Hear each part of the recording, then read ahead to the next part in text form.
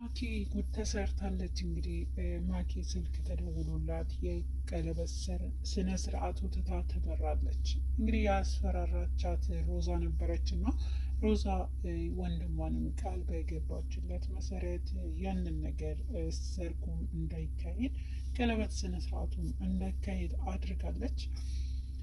በመጨረሻም ሁለቱ የሚዋደዱ ፍቅረኛሞች አሁን ላይ ቀለበት አስሮላት እና ደግሞ በመጨረሻ ተጋብተዋል ማለት ነው። የዚህ ሁሉ አድማቂ የሆነችው ሮዛ እንግዲህ የወንድሟን ደስታ በማጣጣም ላይ ትገኛለች። ሰላም ጤና ይስጥልኝ ውድና የተከበራችሁ የቻናላችሁ ቻናሉን አዲስ ከሆናችሁ ሰብስክራይብ እያደረጋችሁ ቤተሰብ እንድትሆኑ በአክብሮት ጠይቃለሁ። ማኪ ከናታን ጋር ቀለበት ስነ ስርዓት ተዘጋጅቶላት ነበረ። ይህን ግን ደግሞ ሮዛ አልፈቀደችላትም። ወንድሟ ናታን ይሄ ነገር እንዲካሄድ ብዙ ጊዜ ጠይቋት ነበርና እንዳይካሄድ እህቴ እኔ እንዴት ነው ከእሷ ጋር ቀለበት የማስረው ብሏት ስለነበረ ለእናቱ ደስታ ሲል ከማኪ ጋር ቀለበት ለማድረግም ወስኖ ነበረ። ነገር ግን ሮዛ ከጀርባ ይህ ቀለበት ስነ ስርዓት አይካሄድም እኔ አስተካክለዋለሁ ስላለችው እናቱንም ላለማስከፋት ይህንን የቀለበት ስነ ስርዓት ተቀብሎ ነበረ። ነገር ግን በዚህ መሀል ሮዛ ከባድ የሆነ የማኪ ወጥመድ አዘጋጅታላታለች። ሰላምን በጣም ተጨንቃ ነበረ። እንግዲህ እውነት የምወደው ሰው አይኔ እያየ ሌላ ሰው ቀለበት ሲያደርግ ላይ ነው ብላ ፍራቻ ውስጥ ገብታ ነበረ። ነገር ግን በመሀልም ሮዛ እኔን እመኝኝ አንቺም እንደነሱ ፏ ማለት አለብሽ ብላለች ማለት ነው። በዚህን ሰዓት እንግዲህ እሷ በፈለገችው መንገድ እንዲሄድ አድርጋ ነበረ። ሮዛ ማኪንም እንድትደሰት አድርጋ፣ ነገር ግን ቀለበቱ በሚደረግበት ሰዓት ከባድ የሆነ የስልክ ጥሪ እንዲደወልላት ታደርጋለች። በዚህ ሰዓት ሮዛም ማኪ ስልክ ሲደወልላት ፈርታ በሩጫ ትሄዳለች። በዚህ አጋጣሚ እናቷም ማኪን ተከትላ በወጣችበት የወንድሟ ናታንና የሰላም ቀለበት እንዲታሰር ታደርጋለች። ወንድሟ ሮዛንን በማመስገንና ሰላም ላይም የቃል ኪዳን ቀለበት ያስራሉ። ነገር ግን ከዚህም አላበቃችም ነበረ ሮዛ ወንድሟ ከዚህም በላይ ደስታ ይገባችኋል፣ አሁን ጫጉላ ሽርሽር መሄድ አለባችሁ ብላ ነበርና እናቱ ሳትደርስ በፍጥነት ከቤት እንዲወጡ አድርጋለች። ሮዛ በዛን ሰዓት ግን ማኪ እንግዲህ ስልክ ከተደወለላት በኋላ በፍጥነት በፍራቻ ሄደችበትንም ትታገታለች ማለት ነው። ነገር ግን የዚህ ሁሉ ሴራ በስተጀርባ ሮዛ ነበረችና ሮዛ እንግዲህ ሁሉ ነገሯ ቀይራ ትልቅ ሰውዬ መስላ ማኪንም ትቀርባታለች። በዚህ ሰዓት ማኪ እኔንን ልቀቁኝ፣ ምንድን ነው የምትፈልጉት ከኔ እያለች በጣም አምባከረዮ ስትልም ነበረ። ነገር ግን ሮዛ ከመጣች በኋላ ሮዛ በራሷ ቋንቋ እንግዲህ ትልቅ ሰው በመሆንና እንደ ትልቅ ሰው አለባበስ እንደ ወንድ ሆና ትቀርባታለች። ማኪ የንቀቷም ንቀት ይሄ ደግሞ ሽማግሌ እያለች ሮዛንም ስትሰድባት ነበረ።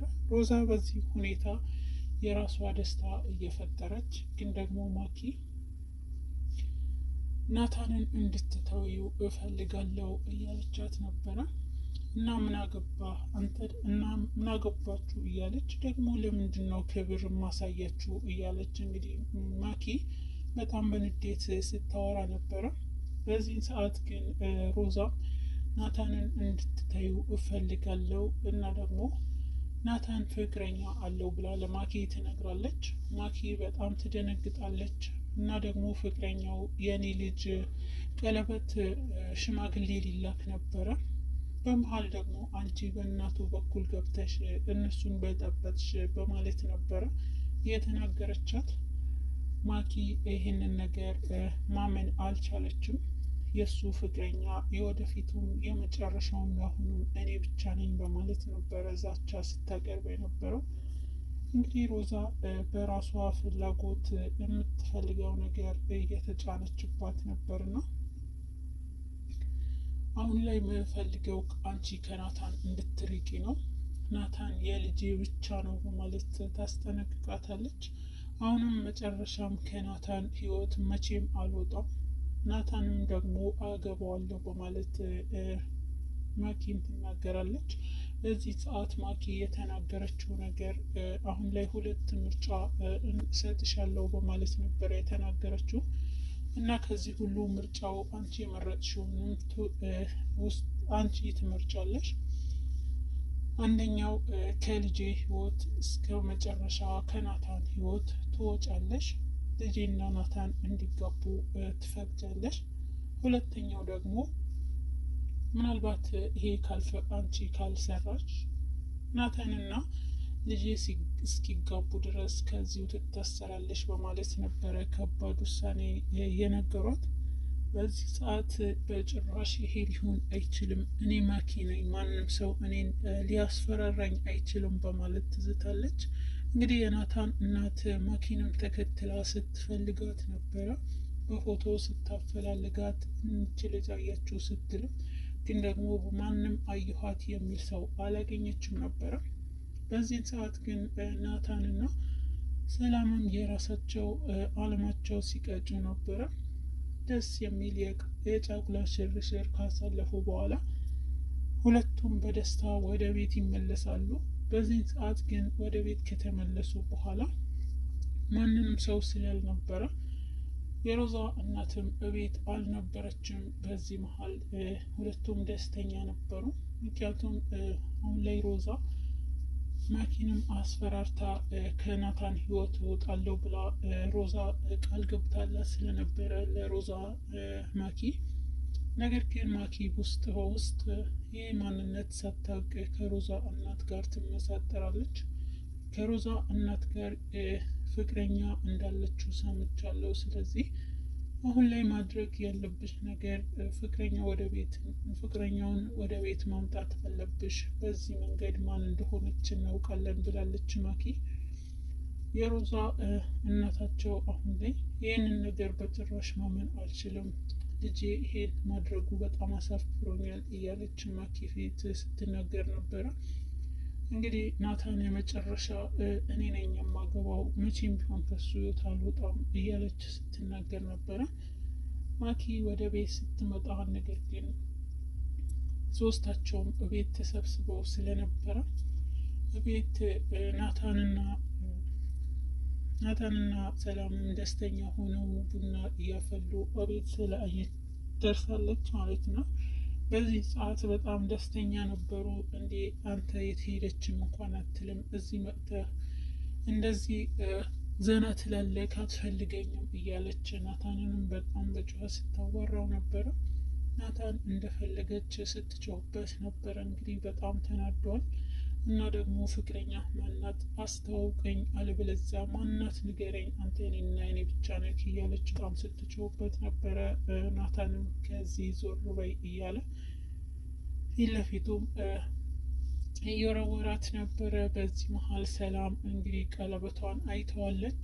ይህ ቀለበት የማን ነው እያለች ማኪ ለሰላም ስትቆጣት ነበርና ሰላምም በጣም በመንተባተብ ውስጥ ነበረች እና ይሄ ቀለበት የእናቴ ነው፣ አሁን ላይ ልብስ ስትስል አግኝቼዋለሁ በማለት ትዋሻለች። ሰላም በጣም ፈርታለች። ናታንንም ላለማጣት አሁንም ዳግመኛ ትዋሻለች ማለት ነው። ይህንን ነገር የሰላምና የናታን ጉዳይ እህቱ ሮዛም ሁሉንም ነገር በመጨረስ ላይ ትገኛለች ማለት ነው። ሮዛ ግን ሁሉንም ነገር ካደረገች በኋላ ማኪ እንደከዳቻትና ማኪ ያለቻትንም ነገር ከናታን ህይወት አለመውጣቷን ትደርስበታለች። ምክንያቱም አሁን ላይ ከሮዛ እናት ጋር ማኪ ፍቅረኛ አስተዋውቀኝ ብለሽ ንገሪው ካለቻት በኋላ ፊት ለፊታቸው ስለነበረ ዳግመኛ ማኪ እና ሮዛ ይገናኛሉ። ማኪ ይሄ ሽማግሌ ሊሞት ትንሽ ቀን የቀረው ሽማግሌ እኔ እንዲያስፈራራኝ አይችልም ብላለች። እና ደግሞ በመጨረሻም እኔ እኮ ማኪ ነኝና ስለዚህ ማንም እኔን አያስፈራራኝም። ስለዚህ እኔ የማደርገው ነገር እራሴው አውቃለሁ፣ ማንምም አይከለክለኝም ብላለች ማኪ። በመጨረሻም ከነ ሮዛና ከነ ሰላም ከናታን ህይወት እንደማትወጣ ቃል ትገባለች። በዚህ መሀል ግን የሮዛ እናት እንግዲህ አሁን ላይ ማኪንን ማስከፋት አትችልም። ማኪን ታገባታለክ እና ደግሞ ፍቅረኛህንም አምጥተህ አስተዋውቀኝ ማለቷ በጣም አስጨንቋቸዋል። ሮዛና ናታን በጣም ከባድ የሆነ ውጥረት ውስጥ ገብተዋል።